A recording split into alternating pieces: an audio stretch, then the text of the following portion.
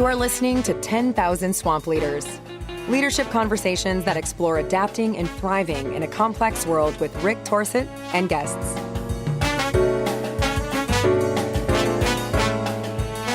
Hi, everybody.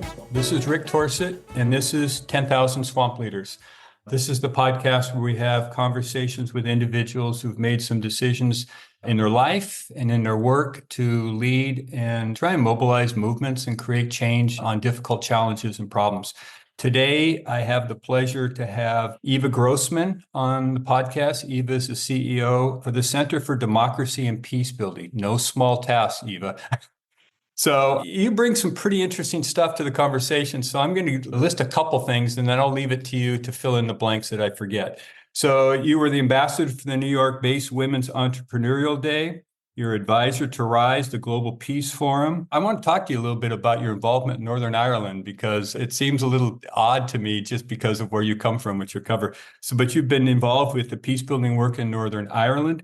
You are a writer, you're a publisher, you've been involved with producing art. So you got a lot of stuff going on for the betterment of the world. So Eva Grosman, welcome to the Swamp. It's so cool to have you here. Good morning. Thank you so much for having me here today. You're welcome. So before we get into the questions that I prepared, what is it you want people to know about you that would help them have a calibration and orientation for the conversation that we're going to have? Well, perhaps I will start with my identity and something what shaped me. I'm Polish, but I spent over 25 years living and working in the UK and Ireland with specific focus on Northern Ireland. So it's perhaps something what is quite, relevant to this conversation. But also I'm full of energy. Whoever, meets me and come across me always, remarks on the positivity and joy, which I always say that this is my default setting, this is my factory setting. And I do spend a lot of time on self-reflection and charging up this energy so I can give more to others. Okay. So when you and I were talking a week or so ago, as we were talking through a little bit about how we might have this conversation, you had told me that what you just said was your superpower. I like superpower and I love default settings. So I want to come back to that, though, because it strikes me that there's probably a very solid line connection between you and how you show up in the world and the work you've chosen to do. But that's my assumption, and we'll play with that a little bit. But before we get to there, tell people about what the Center for Democracy and Peacebuilding is all about. What's the purpose of it? Okay, so just over 10 years ago, together with some of the leading Northern Irish politicians from different walks of life and different communities, we set up a Center for Democracy and Peacebuilding in order to, first of all, to address some of the outstanding issues of the Irish peace process, and then to share experience of Northern Ireland internationally. Ireland and Irish peace process has been a beacon of hope for so many different communities across the globe. And we thought that, it would be good to try to create something that will help us to share those experiences. But also, for instance, working with colleagues in Colombia, shortly after their peace process was signed, they kept complaining that, wow, it takes so much time and things are not happening. And this was maybe 3 months into their peace process. I was at the time in Bogota. I said, guys, Northern Ireland is 20 years into the process and there is still a lot of work to be done and reconciliation. Those deep community and historic division take years and generations to heal. So, the aim of the center was always to basically bring hope to others in conflict. And, our world seems so confused and tense at the moment. Ireland provides a framework where we can disagree without killing each other. We can create frameworks and ways of working through our differences. So we can't get too far into this. Actually, let me stop. I'm going to ask you about your superpower, because I think this is a critical thing. So you told me that your superpower is bringing people together and creating energy and getting people aligned and engaged, that you have this stuff. Dealing with really intractable problems like this calls for people to be able to mobilize people who might be on the fence or disinclined to not get involved, or maybe they don't think they can do something. So there's a mobilization factor, an engagement factor to get people leaning into difficult work like this. So I'm curious about how your superpower enables you to help and be impactful on these really intractable problems like the work in Northern Ireland. So what is it that Eva brings that that makes a difference? And what is that juice, as you would describe it? I think it's a combination of the positive energy. Positivity attracts positivity. Negativity attracts negativity. So I think that, approaching everything with hope, with a spirit of possibility, it's probably key, but also our shared sense of humanity. Over the years, as I journey through, different conflicts, different places across the world, what I learned and realized something what is really basic, that we all human. We all got the same aspirations. We all want a better future for the next generations. We all want freedom and hope and ultimately love. So if we, I did a little bit of work with a very good friend of mine, a colleague at Harvard, Dr. Donna Hicks, who writes extensively on dignity. If we focus on human dignity and the concept of each human being being treated with care and dignity, perhaps something what defaults how I approach different projects and different conversations. Very often when we bring together people who have very opposing views, we don't get into conversations straight away about those very difficult issues. We're trying to create sense of togetherness, of different experiences. You mentioned earlier, I've been involved quite a lot in art and cultural diplomacy. Even as simple things like sharing a meal, being around one table helps. It's just creating those very basic experiences on a human level, which perhaps bring our defenses down and we can relate to each other better. So I think it's it's a combination of being positive, but also approaching everybody with a sense of dignity. I remember listening to a podcast some time ago, and somebody used the quote that never allow anybody to be humiliated in your presence. And again, it's something what I really took note of, that, quite often we engage with people we dislike or disagree with. And even currently with all the elections going on and, emotions flying high. And I always try to think, what is my opponent right about? How does it feel to walk in somebody else's shoes? So, creating this high level of tolerance, obviously without being naive and without tolerating violence or bigotry at the same time, sort of taking deep breath and engaging with others. I had lots of experiences in Northern Ireland working with hard-to-reach communities when, whole communities were labeled very negatively. They are racist, they are intolerant, they are bigoted. And then when you start meeting people on a human level and they make you cups of tea and sandwiches and engage and talk about their experiences and fear, you realize that, everybody is human and sometimes we all make mistakes or, quick assumptions and so on. It's just the way how some people protect themselves. So I definitely over the years learned to, not to be so righteous and to take stock and to take a breath and listen better. So this podcast has two focuses. One is to be a place for people like you to tell your stories and what you've learned about using yourself to lead. And that's what we're doing now. The other purpose is the idea, the premise that there could be people listening to this conversation who would pick up a few things along the way from you and your journey and your lessons learned that they can integrate into how they use themselves to lead. So I'm curious, with that second context in mind, where did this start for you? When did you sense that you were called into this kind of work versus something that would be more easily identifiable as a profession? This is not an easy place to live and make a living. So where did it start for Eva? Well, it wasn't a straightforward journey. Initially, I started my career in the private sector, but I always felt that I wanted to do something more and something more purposeful. And the universe led me from one thing to another. I ended up in Northern Ireland, perhaps initially without fully realizing the history and the divisions which existed in the community still a few years after the Good Friday Agreement. I was a bit of an insider, outsider, because I'm Polish. I was relatively new among the new communities.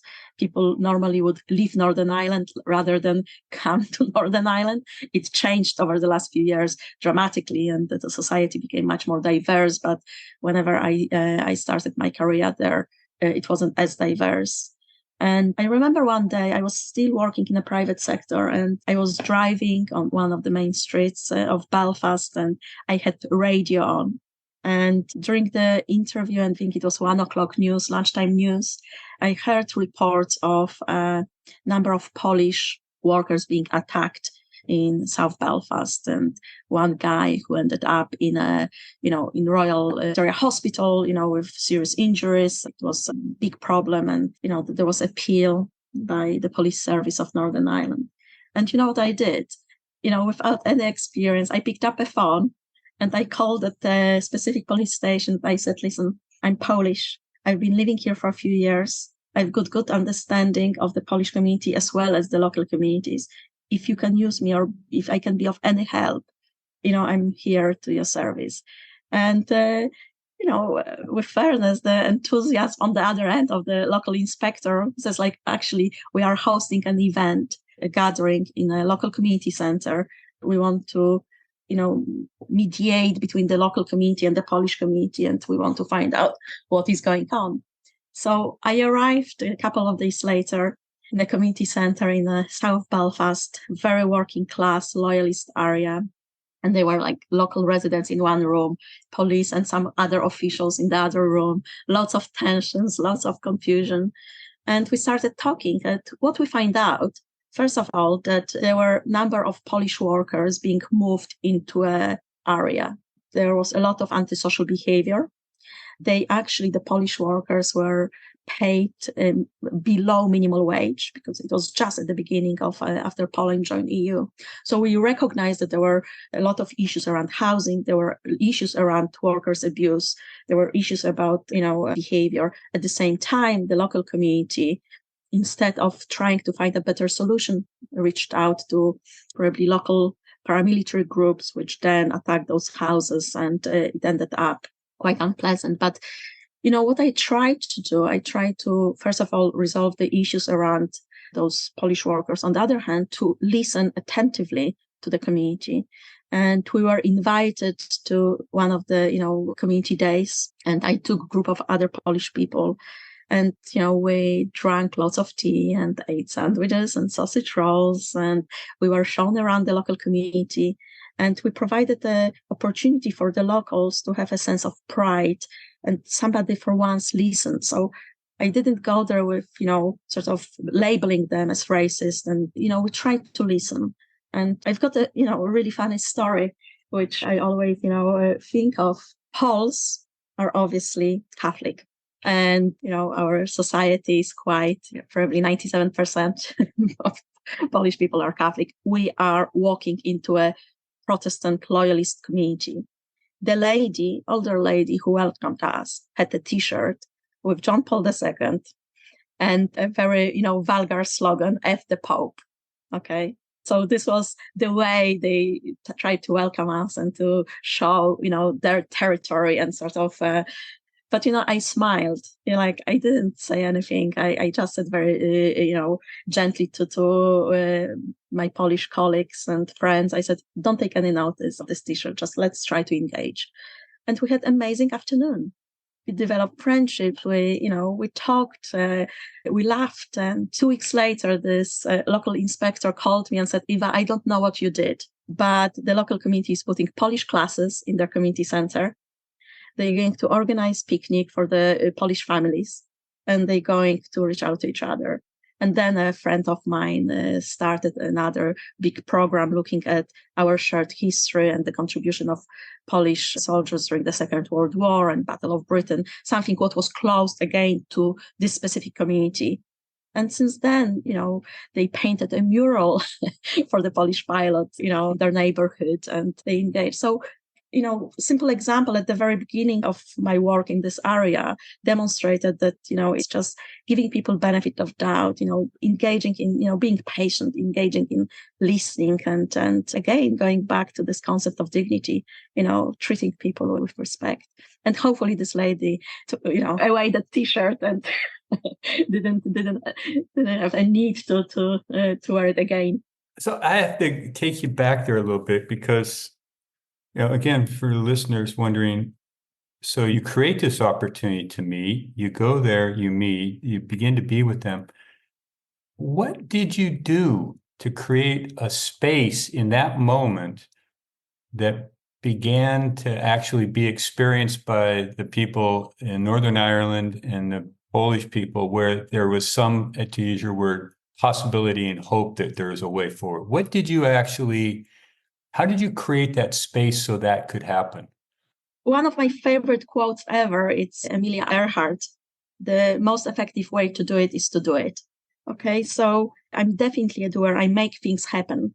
And, often I'm quite fearless, and there are consequences, obviously, of sort of taking the risk or pushing the boundaries. But it's just about simple act of meeting, of being together, or, proposing of, the conversation. It's really very, very simple. It seems sometimes complicated. We just last week I engaged with someone and they said, we have to organize something, but we need to go to consultation first. I was like, no, there won't be a consultation. I'm not going to talk about something. Let's just do it. So, the act of me being in the car and feeling motivated to pick up a phone and to call somebody, it takes a certain level of courage. And also, one needs to realize there are consequences of our actions. If I making this phone call, then I will have to follow up on it. I cannot make this phone call, turn up to one meeting and leave it. So, there needs to be a sense of commitment. And, perhaps I'm much better now of not overcommitting and not taking, too much on my plate, but I still, will have a tendency of juggle quite a few things at the same time, which I utterly enjoy. But, so sort of realizing that if we make this act that, being a change maker of, wanting to do something, has consequences, and we have to be persistent, and it will require certain levels of determination and resilience, that, things will go well and things will not go well, and we have to keep pushing through. So all those changes in the community and relationship building takes weeks and months and sometimes years. I know that, now can pick up a phone and reach out to anybody, but those, and resolve issues, but those are relationships and the social capital, which is and trust, which is built over the years. And it's built because you turn up and you are there. Whenever the local community reached out to me and said, we've got this, community event, it was, from memory, it was a weekend. I had to give up my weekend to be there, change my plan, because this was something that was important to them. And, you are just there. So it's turning up. We should say, too, that the Center for Democracy and Peacebuilding is not a huge organization in terms of numbers of people. So the work you do is, I suspect, is infiltrating larger organizations and getting them to sort of function the way you're talking about, and spreading it through their groups of people, their communities, etc. Yeah, the center is quite small. We are small and agile.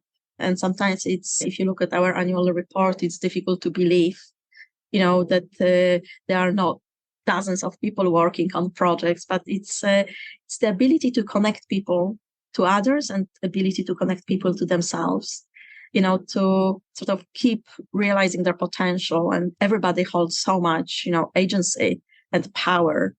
One of our flagship programs is the Fellowship for Political Business and Civic Leaders. We take 24 fellows a year through a program, 6 to 7 month program. 12 of those fellows are from political parties across political spectrum, 12 from the wider civic society, with a heavy engagement from the corporate sector and with support from the corporate sector. And, those 24 people, we provide lots of opportunities for them to connect with each other, but also to develop their skills and capacity. We've got 2 residentials, one in Oxford, one in Dublin. We've got lots of sessions when they work together on policy issues, on issues they care about. And over the last, we are currently recruiting for a fourth cohort. So looking at the 72 fellows who went through our programs and the ripple effect and the energy which is released as a result, and those connections, it's, in a bigger scale of the world, or even scale of Northern Ireland, it's just one or two pieces of a bigger puzzle. But it gives me such a joy and such a satisfaction to see how they grow, how they develop, how the program provided a spark for them to do something bigger, or maybe to change the way of thinking. Even when I listen to the stories of some of the politicians from a very opposing camps, how during the program, they now look at each other in a very different way, how perhaps civil servants and others in the system engage on a different level because they know they can pick up the phone and it's not an enemy, which is on the other side, but, a colleague or another human being. And on the end of the day, at the core of the program is everybody's passion for Northern Ireland, which is more prosperous and more peaceful. So it's, creating this shared sense of, purpose and hope for something better. And when people see that it's possible to change things, or it's possible to have different approach, and it is possible to create this positivity. So we're sitting here a week, I guess, since the European Parliament elections, and there definitely seems to me, as an outsider, some shift in the wind, at least. How do you read this? And when you look at it, you've lived here your whole life, you've watched a lot of this stuff, you've been involved with it. What's happening here that's producing this drift and shift that has lots of countries concerned from your perspective? Well, there is definitely, it feels as we live in a very, very challenging times. And there is a lot of discontent in the world, which causes perhaps the rise of populism and anger. Societies are, the gap between the rich and the poor is widening.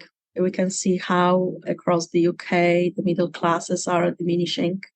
It's no longer the case that, your hard work will help you to better yourself or the future generations and so on. Therefore, there is a lot of tension, and we are definitely interregnum, in a place where humanity needs to reset itself and perhaps come back to some values, like the younger generations perhaps don't.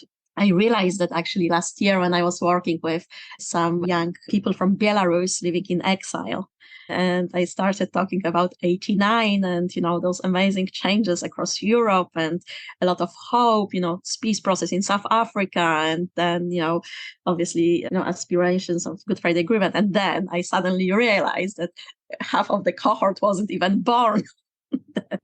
So never mind what our grandparents and parents remember in regards to the Second World War and the impact and the atrocity of it, and how, they desire peace and stability for the future generations.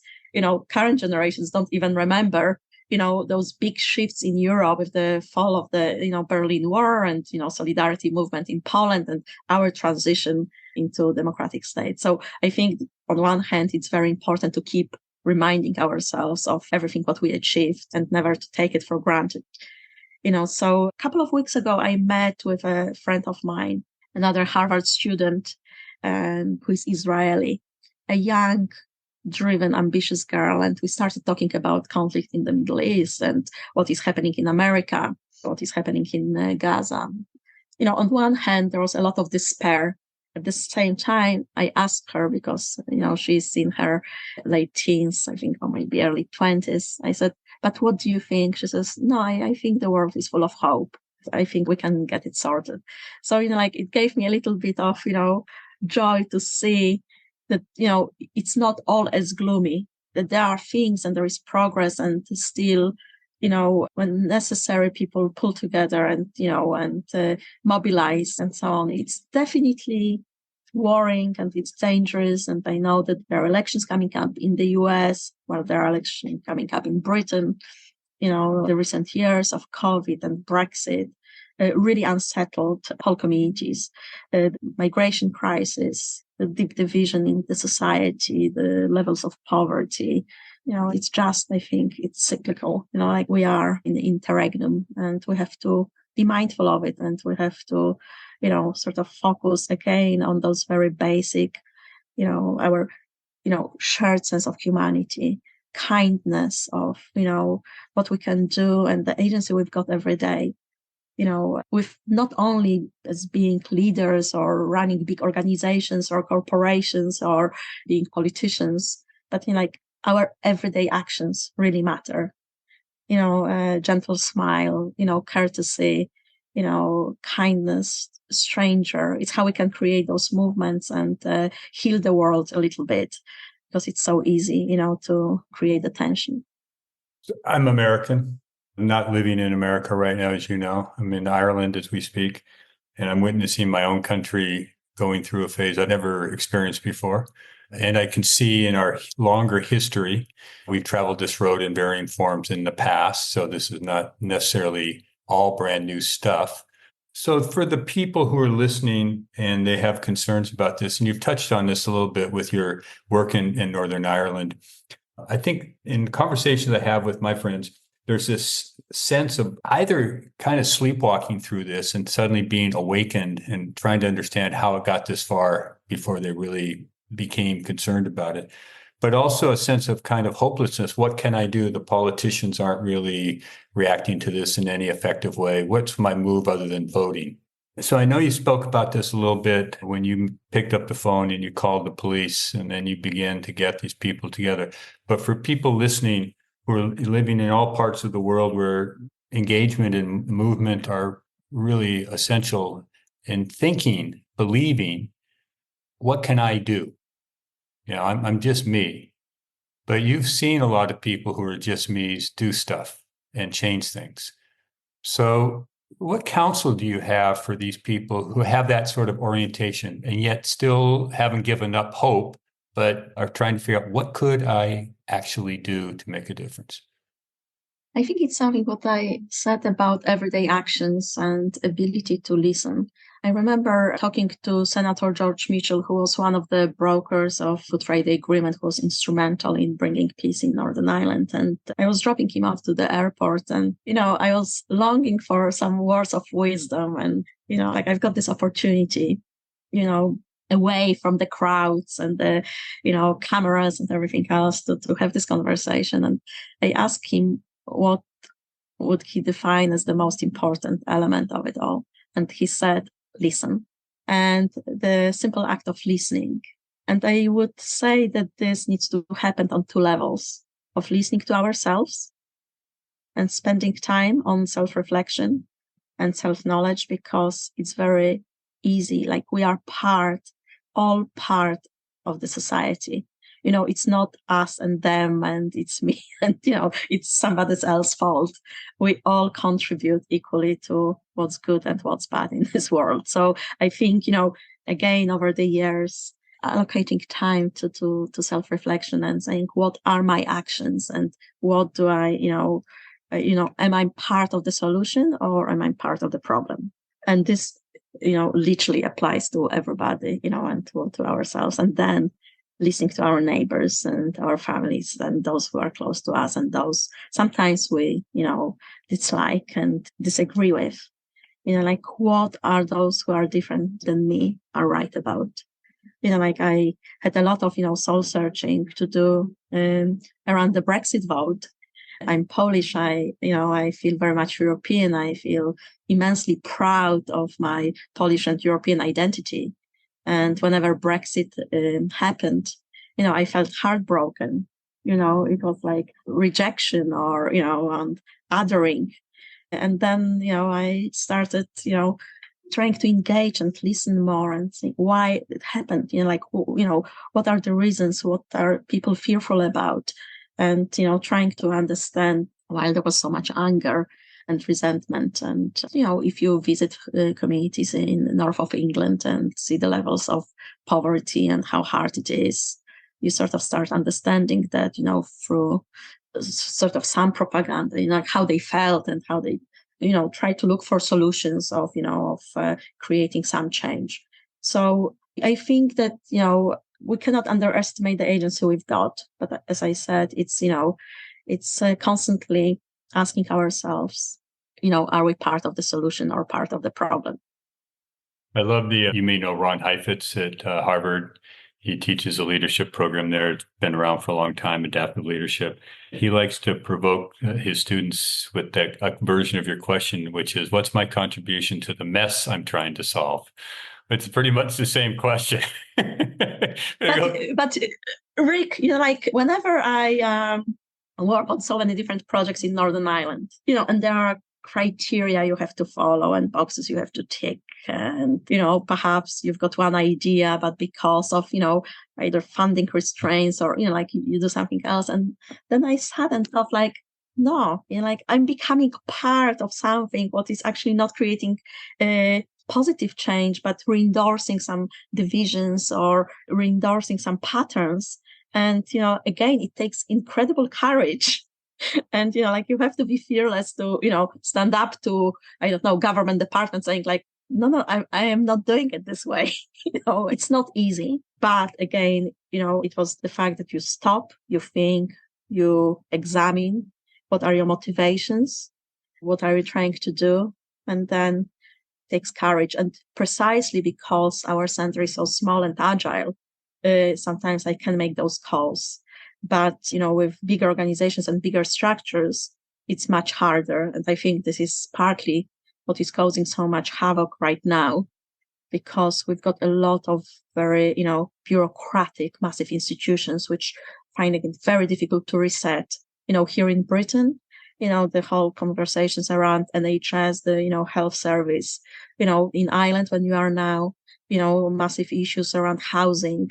There are so many, all, policy issues around immigration and, what's fair, where is the balance and so on. Those are very, very difficult and complex issues to be addressed, which become overwhelming. And then, people try to simplify it and it causes, populism and there are no quick solutions. Another thing which I learned over the years, like we can't fix those things overnight. It takes months. I was talking to somebody last week about there is a completely unrelated problem, but there is a big issue about Loch Ness and pollution. It's an inland lake within Northern Ireland, which is now causing pollution in Southern Ireland and the waterways. It will take 20 years to resolve it, to bring the ecosystem back to 20 years. It's like my conversations with the colleagues in Colombia who 3 or 4 months into the peace process were like, is it all fixed? I'm like, no. Look at Northern Ireland, 26 years now since Good Friday Agreement. There are still issues which are, unresolved and which are causing a lot of pain and discontent and so on. So unfortunately, on one hand, we live in the society where we want everything quick. We want it now. On the other hand, it is not possible. And even looking at my own journey and as I develop as a person and as a leader, when you're 20 or 30, you think, you know it all. And then suddenly, you realize that only passage of time, no course or degree or a book you read will bring the wisdom, which is the lived experience. There's so much there. So I want to go back to one piece, and you've mentioned this a few times, but thinking about people listening and this thing about courage, that stops a lot of people. Their narrative, their story they tell themselves is, I don't have that. Something keeps me from going. So what do you know about for yourself, about those moments that come up that call for courage to move forward? What do you know about what you may need to do and muster within yourselves to decide, I'm going? I would suspect there are times when you've met, this is not the time to be courageous. This doesn't make sense. But in those moments when you think it is and you go, what are you doing in those moments? In your head, in your body, in your heart? I think that's something very interesting about heart. It's educating heart and creating the space in your heart, the system, the value system, which will take you through those more difficult moments when the courage is required. So, constantly topping it up, taking time to reflect, going for a long walk, resting, being in nature, doing those things when you almost like fuel up, in order when this courage is required from you, it's there. It's, it's also discipline. It's knowing that, like when you commit, you will have to go, developing the resilience.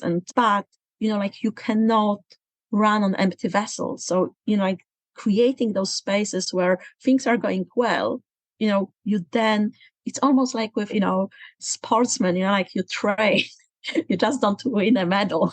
Like you put a lot of effort and training into it. So I suppose, when I talk about courage and fearlessness and so on, you develop relationships over weeks and months and years with people which you will be able to rely on or call upon, maybe sometimes down the line. So when I need to resolve an issue, or there is a hate crime or tension, or I'm asked to, intervene somewhere, I will have relationships which go back because I delivered and I followed up on something years ago. So it's, while the courage and the moment, sometimes the motivation, sometimes it just feels right that you have to do something. At the same time, it's a result of months, if not years, of building, a grant for it. So it's the discipline. A grant for courage. I love that. Oh, that's brilliant. And you juxtapose that a few minutes ago with discipline and patience, the people in Colombia versus the length of time they think it should take. So how do you sustain yourself? But equally, how do you sustain the other people who are going on this journey when we're sort of wired to get things quick? And it's going to take longer than quick. So what do you know about how you keep people moving for the length of time, plus the cultural bias that says things should happen faster? I think it's about creating those short-term wins and, celebrations of, every step, every few steps when you achieved something. So on one hand, we've got aspiration of achieving something great, and we want, no world peace. We want everything, but it's, it's sort of as you are on the destination towards your ultimate goal, creating those stops in between where you can feel the sense of achievement, that the progress has been done. And this is again going back to the importance of self-reflection, importance of, taking a breath, stopping, acknowledging, because only then it's, it's like embarking on a long journey. I remember walking a few years ago on Santiago de Compostela, like you just don't do it in one go. You wake up in the morning, you stop in mid-morning for, a coffee break, or then you have a lovely lunch and a glass of wine and, eat some octopus and, and keep going. And before you maybe walked, 30, 35 kilometers, and it's both hardship, but also those little rewards in between. So it is important that we take care of ourselves and those around us and create moments of celebration, of togetherness, of coming together, and when the times are hard as well, acknowledging it and creating a little bit of breathing space. Okay. So as we sort of move towards our close here, what is it I haven't asked you that I should be asking you about your work and what you know? Not an easy question, but I think during our previous conversation, we talked about the fact that sometimes I don't even have time to sit and reflect on my bigger journey and all the lessons. And sometimes it's frustrating because I'm a doer and and I just get stuff done. But perhaps creating more sustainability and legacy, there should be moments like this to have opportunities to share a little bit of my experience, energy. And somebody emailed me last week, one of our fellows, and with a note, because I helped them with something, and they said, "Eva, you are a real enabler." And it put a smile on my face that ultimately it's such a joy when through our work or commitment, we can allow others to be the best version of themselves or provide opportunities for others who, in many, many cases, they will then provide opportunity for those around them. So I think at the core of, what drives me is the ability to create those, constant ripple effects of, and letting others to things and they can pass on and when we can create those this lasting change. Okay, last question then. Maybe the last question. You might say something that causes another question. What's ahead for you? What's ahead of me? Yeah. What do you want to do? I think I'm in a very good place. I really enjoy what I do. As I said, I think that now I feel more and more about legacy and how package and ensure that we're creating can be amplified. Like the fellowship program, can we replicate it in other parts of the world? How can we create more opportunities for more people? How can we communicate what we do better? So, but at the same time, I'm quite content. The path I am on, I probably never felt as content as I am feeling now, that even that we, surrounded by chaos and a lot of tension, the world at the same time, during times like that, something new emerges and new and exciting. And, we need reset. And I hope that I am part of the reset, the big reset, but on a positive side. I think there's little doubt that shall be the case. Eva Grosman, thank you so much for coming on the podcast and telling us or reminding us of the value of hope coupled with courage and action. Thank you so much. Thank you, Rick. An absolute pleasure. Thank you. Thank you for listening to 10,000 Swamp Leaders with Rick Torsett. Please take this moment and hit subscribe to follow more Leadership Swamp conversations.